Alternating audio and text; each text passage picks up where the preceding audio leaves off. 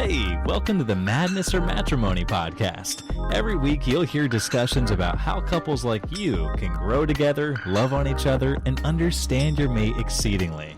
Thanks for tuning in today. Here's your host, Atia and Dwayne Johnson. Hello guys, how are you? Thank you so much for joining us again today. This episode that we're coming to you guys with is very near and dear to our heart and very important to us. Like, I think this is like the bread of our whole situation, right? or what is it? What is it? It's like, it's the meat to our sandwich. Like, it's the substance to who we are. It's all of it. Yeah, it's the all lettuce of it. and tomatoes. Oh, okay. Well, at any rate, so this topic is what makes being married for so long so easy, right? And let me just give you some background on that. So my husband posted a picture of us at the movies, and he posted it to his story on Instagram, and on it he wrote, what did you write, babe? I forget. It was something like 14 years of marriage, strong. We make it look easy, or easy work. It's so easy work. Right, easy work, right? So he got a question on it, and I'm just so thankful for that viewer who asked this question, because it really got us thinking, right? Like, she asked, what makes being married for 14 years so easy, you know? And so of course, we've been married for 14 years, but more so we wanted to like just put it on the surface, and not marriage as a whole, but more so in the aspect of just relationships, period. Like, what makes relationships hard, or what makes relationships easy? So we're just going to dive right in. I don't know, did you want to say anything to that? No, let's do it. We like to dive right in. Yeah. All right, go ahead. You want to start, or you want me to start? You know I'm the talkative one, so. That's fine. That's beautiful. That's what they want. So go ahead. You want to dive in? Okay, so you know what? When we got that question, I said to myself, the bigger question is, what makes it so hard? Like, I think as a society and a culture, we put so much emphasis on things that really should not matter. And so that's what makes a situation that can be very easy hard, right? And I'm going to give you an analogy to that. It's like if you're in school and everyone in school, or majority, 80% of the school and 80% of your friends smoke, right? It's very easy to jump right in with that 80% and get on board with the smoking thing. But it's hard to do the right thing sometimes. Sometimes with peer pressure and everything like that, it becomes very hard to do the right thing. So in this situation, a lot of factors go into a relationship and go into what makes a relationship easy and what makes a relationship work. But let's just talk about the top 3 things, right, that can be a hindrance on any relationship. And that's what? That's money being number 1, right? Numero uno. And then sex being number 2. And then number 3 is the children, right? Sometimes we don't realize how much of an effect our children have on our relationship. But that is number 3. So that's the 3 main factors in any relationship, and what makes it hard. It's the money, it's the sex, and the kids. But that all depends on your take on all 3 of them. Right. And then when you look deep into those 3 things, those 3 things are easily fixable. Like money. If you're having money issues, like we've had money issues. Like, I wasn't working, but my wife was, and that could do a lot on just a male. I'm just coming from the male's perspective. That can do a lot on me if I didn't have the right understanding. If she didn't have the right understanding. If she was one of those people that was like, oh, he doesn't have a job. Oh, girlfriend, he don't have a job. And I can't deal with this. And, listening to her friends and things like that. Listening to people that aren't in a successful relationship.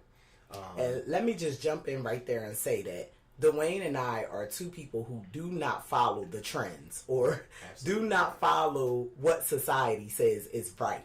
So, society tells us that if a man don't have a job, girl, you gotta leave him. Right? Isn't that what our friends tell us? Isn't that sometimes what our parents tell us? Like, that's what society says. And so, go ahead, babe. Now, I don't want y'all to think I was out of work for like 15 years or something like right, that. It was like 8 months, but I was actively looking. I was actively searching. If you do have that type of person that just doesn't care, and he doesn't want to look for a job, or she doesn't want to look for a job, then that's something that you guys have to communicate within each other. I mean, are you looking for a job and all of that stuff? So right. That goes on a money aspect. If you two have if both of you guys have the understanding, like, listen, this is this, I'm going to be looking for a job, boom, just give me some right. time, just bear with me for right. a little bit, then that's how that's worked out. With the children is a sticky situation, because it's like it could be your child but not their child. It could be both children. So listen, right? A story on that that happened this morning, right? Before we got on the podcast, before we came in, we were trying to hurry up and rush so that our 1-year-old wouldn't wake up, right? So that we can record the session without him waking up. And I'm like, come on, babe, let's go. We got to hurry up. We got to record the session. We're going to miss the opportunity, and this, that, and the third. And so, babe, but wait, what were we waiting for? I was sitting here ready. She had to put on her makeup. She had to do I don't have no hair. makeup on, y'all. Don't listen to him. She had to do lip gloss and fix her hair. I had to put my hair on, her hair y'all. had to be, Hollywood and all that stuff. Yes, because, you have a brand to uphold. You cannot just come in front of this camera and let your people see you looking a mess, guys. Babe, you look good all the time. You wake up. Oh, thank you, babe. He just knows all the right things to say, right? All right, go ahead. Okay. Sorry. Anyway, so going back to my story that I was so rudely interrupted on. But anyway, so the baby, right? And we were talking about kids and how they can kind of have an effect if you allow them to. So the baby, we're like, come on, let's go. We got to hurry up. We're going to miss the opportunity to stand the third. He instantly has an attitude. Know why? Because he's an overprotective father. And he's like, DJ's up here asleep by himself. Like, what happens if he gets off the bed? Like, we're not going to hear him because we're in the studio recording and all of this other shenanigans. But I'm just like, he knows how to get off the bed. I'm like, he knows how to get off the bed. If he gets off the bed, Bam Bam is here. Like, Bam Bam will hear him. Like, he'll be fine. Stop tripping. Well, ladies and gentlemen, let me just say, that whole conversation turned into a whole hissy fit on Dwayne's part. Like, he had an attitude the entire time. Like, before we just started recording, before we pressed play, then he put on his game face. But he had the attitude the entire time. But because listen, he wanted something to happen. It's because I may be a little overprotective. Oh, okay. Say what I say. Just make sure you say it. Okay. Anyway. So, said that to say sometimes kids can put a hindrance on your relationship. But, listen, the thing that I didn't do was allow Dwayne's attitude to affect me. Because what could have happened in that situation is Dwayne could have had that attitude, and then it could have made me get an attitude because now I want something to happen, right? I got all this stuff on my mind, and it just needs to come out. I just need to talk about it. But Dwayne at the time wasn't there.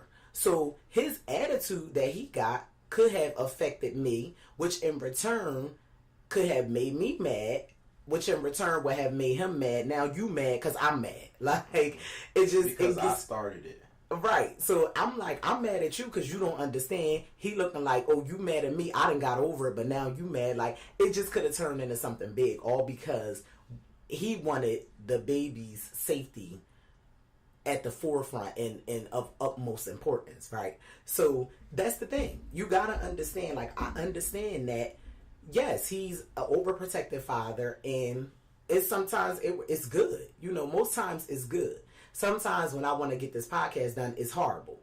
But it's good sometimes. So I said all that to say, like, you got to just be aware of when things can, when it's easy for you to allow things to become a hindrance on your relationship. And I think that's one of the ways that being married for 14 years in our case it's so easy is because we understand. Let me not jump into your environment right now and the attitude that you have right now. Like, I'm going to let you have your space for your 10 seconds before we press play on this podcast. Because once we press play, you need to get yourself together, right? So I just, like, as a woman, I'm not going to fight you with fire. I'm going to fight you with flour. Like, if I back down and become a little more, humble and submissive and understand, okay, he has his attitude right now and he has it for a reason, but we're going to move on. I'm not going to fight him and argue with him over the attitude that he has. Right? Right. Yeah, it's definitely, it's a give and take. You're giving certain things and then you're receiving certain things, but having the understanding and the knowledge to do so, that's what makes it, that's what makes the situation better. And then the last thing, not the most important thing. The most important thing. The SEX. Yeah. So, I mean, we can go so deep on this. We can go so... Oh, babe, that was bad. Come on. We can go so far talking Hope about y'all minds this. wasn't in the gun. Yeah, don't put your minds, please. We can go so far into talking about this. We're actually going to do a podcast on this, but just a little brief. So, you can't... Let me first start by saying, like, while he getting his thoughts together. I haven't, but I'm just trying to say them tactfully. Okay, I hear you. Go ahead. I don't want you to lose your tact. No, I tried it. I know where. Okay, so at the end of the day, we all do this for one of two reasons. It happens the same way each time. You understand what I'm saying? Okay. Without going too deep into what I'm trying to say, it happens, right? Okay, I'll go deep. So at the end of the day, I'm sorry. I thought I was whispering. Oh, so I'll just say it. So at the end of the day, we all work for a climax, right? We all have that ending in mind when we're having sex, right? It happens the same way each time. I really hate the way he's explaining this and going deep, y'all. So when you start, if there's no feeling behind the actual the action of the sex, what are you doing it for? Because then you could just go do it with them, and you could go do it with them. If you could go do it with them, okay, right? Yeah. That's on the surface, though. I think if you dig a little deeper, right? What's one of the reasons why a lot of people cheat, right? So 9 times out of 10. Well, I'm not going to say 9 times out of 10, but for men, really 9 times out of 10 is just sex. Like for women, like. Once we cheat, it's because it's an emotional attachment that we have found with someone else. And then once you add sex into the situation, now it makes it so much harder to just get out of that situation, right? So I think going a little bit deeper is like in our topic of what makes being married for 14 years so easy, or what makes being in a relationship for so long so easy, right? Going on that topic is like, if sex is your main issue, then now this relationship being together can be hard. Why? Because somebody is bound to go out of the relationship and seek other means for sexual pleasure. Right. So, but I think communication is of utmost importance in anything. Absolutely. Like in any relationship. If you do not have communication, if one person is doing all of the talking and the other person, like me on this podcast? No, not really. Okay. I'm giving my 2 cents. So if one person is just doing all of the talking and the other person just doesn't say much of anything, like it's like you're almost talking to this wall, and it's like, what am I here for? Like, what are we here for? Like, if we can't talk to each other, like, come on, for what? So I think with the whole sex thing, it's about communicating. What do you need from me? If I have something and it's too small for you, or it may be too big for you, the only way I'm going to know, and it is a very touchy situation because now you're talking about actually possibly hurting your mate's feelings. So I think that definitely has to happen. That conversation has to happen in a very tactful manner. But at the same time, it's like if something is too small for me or something is too big for me, like we have to communicate that through. Like, what can I do? Maybe a different position will work. And not to get too X-rated on this, like, but just want to dig in a little bit on that. And again, Dwayne, you know, like he said, we'll have a different podcast for that just so that we can add explicit in there and really kind of dig in deep on that whole topic and that whole subject. But to get you really back like to digging in deep, don't you? Oh no, I was just cut it I was out. just saying. Go ahead. Go ahead. Go ahead. So, anyway, just to go back, like those are the top main reasons why a relationship that can be easy can turn out to be hard. Is the money, it's the sex, and it's the children. So, all in all, and in this podcast, what we want you to do is to communicate through one. Definitely. We got to talk about communication. Because that's definitely a pivotal point. Communication is at the top of all of them. Right. Like, you know, Right. it's at the top of money. It's the main factor in money. Like, if we're not Communicating communicating through about the money, Right. it's the main factor in sex. If we're not communicating about, like, when is the best time for you? When is the best time? What's the best, you know, again, not to dig in deep for that on that. Right. But, and then the children, there's so much communication that needs to be had in that situation. It's like, you have to communicate. It's so many different factors of communication when you talk to children. It's the way you communicate with them. Right. It's how the two of you communicate to get through to the child. It's you can't being manipulated by one. You know, manipulating one parent to say right. yes, and then the other one said because the other one said no. So right. the communication amongst the parents themselves is, you know, that's vital too. Right, and even with that, like, Dwayne and I had to have a real, you know, conversation about that. Like, the way we was raising our older child was a little like, oh, babe, you always make me the bad guy. Like, you always make mommy the one that's got to say no. So she was always running to Dwayne whenever she wanted to hear the yes answer. So then, you know, we had to communicate about that because it's not fair to me that you make that I'm now looked at as the mean mommy. You know, which I don't mind. Sometimes in the relationship, one person has to play good cop, one has to play bad cop, right? So sometimes it's worth it, and I don't mind saying no because it's in your best interest. Right. It was a first child, so it was experience. Yeah, and let's just talk about that as parents. Like, we're really learning every day with our children. So every day they grow is the every day we grow. Like, we really. You're learning. Like, you're learning and you're trying to do what you learned from your parents. And sometimes that can be bad because your parents may not have been the perfect parenting parents. Like, you know what I mean? So you're taking bits and pieces of different things. Maybe my brother does this that I like. Maybe my sister does this. My mom did this. My dad did that. I grew up this way. You know, you're taking different bits and pieces of the whole thing, and now you're trying to parent this one, you know, this child or these children, and this can become a major issue if you allow it. Yep.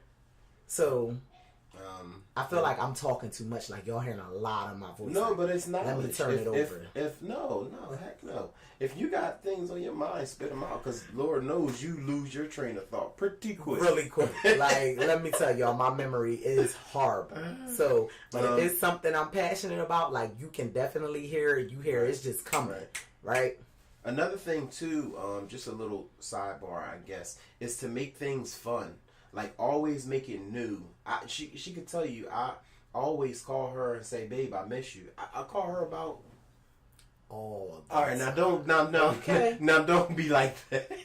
Listen, now don't be like that. I call her. My clients be like, Dwayne's calling. Yes. Tell him I said hi. Yep, absolutely. Because I want her to know. I can say it. I could say it one time and, you know, mean it, but I want her to actually know that Dwayne is going to call me at least 5 times a day. Tell me I miss you. And that's at least. Tell you I miss you. Tell you I love you. And genuinely mean it. Right. I mean it. If I say it, I definitely mean it. And then I show it. I show those things too. And I'm just talking to my fellas right now. show her, because listen, there's so many other guys out here that's two things, that's looking for a woman that's especially a good woman like absolutely, and nobody's gonna get this one like myself. Somebody that's it's always a guy that's looking for someone, a good female to just settle down with, and then there's always guys looking for a female just to be a side piece. Right. And it's sad to say, but if they're not treated right, she could definitely be a side piece. So just make everything fun, make everything happy, please her. That's your job. You're the security and you're her pleaser. So make everything. Don't make it sexual. I'm saying please her, like make her happy, fellas. I mean, of course you're gonna have to do the other one, but I'm just saying some flowers or just hey babe, we're gonna go to the movies and get something to eat. With a surprise or something like that. Foot rub or a nail, take her to the nail salon or something. Just keep it happy. Keep her happy. That's your job, to keep her happy. That's not corny. Right. 'Cause I know some guys be like, man, I'm not doing that corny stuff. Uh-huh. But at the end of the day, it's somebody that will. Right. It's definitely a guy that will. And I'm that guy that will. That's my job. My job is to protect my children, my parents, my wife, and keep her happy. That's it.